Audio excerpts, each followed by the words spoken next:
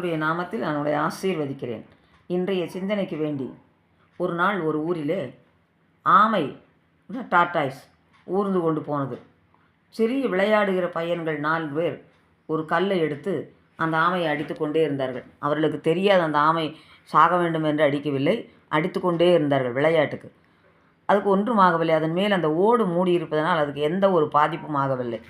அதே போல தான் இயேசு கிறிஸ்துவாகிய ஆண்டவர் கூட நமக்கு அவருடைய இரத்த கோட்டைக்குள் காவலை கொடுத்திருக்கிறார். அந்த ஆமையை அடிக்கிறதை பார்த்து கொண்டு அந்த எதிரிலே ஒரு மனிதன் வந்தார். அந்த மனிதன் சும்மா போகாமல் அந்த பையன்களை பார்த்து, அட இவ்வளோ நேரம் இத்தனை பேர் சேர்ந்து அடிக்கிறீங்களே, இந்நேரம் அது திருப்பி போட்டு அடிச்சதா செத்திருக்குமே என்று அவன் தெரிந்ததை சொல்லிவிட்டு போய்விட்டான். அப்பொழுதுதான் இந்த பையன்களுக்கு புரிந்தது, ஓ இப்படி திருப்பி போட்டால் அடித்தால் சாகுமான்னு. உடனே அந்த ஆமையை திருப்பி போட்டு வயிற்று பக்கத்தில் ஒரே ஒரு அடி அடித்தார்கள், இறந்து விட்டது.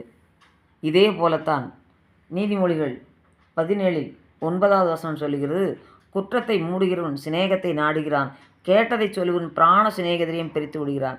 நாம் கூட வாழ்க்கையில் அநேகரை பற்றி அநேக விஷயங்களை கேட்போம். அவர்கள் குறைவுகள் தவறுகள் இருந்தால் முடிந்தால் அவர்களிடம் மாத்திரம் சொல்ல வேண்டும்.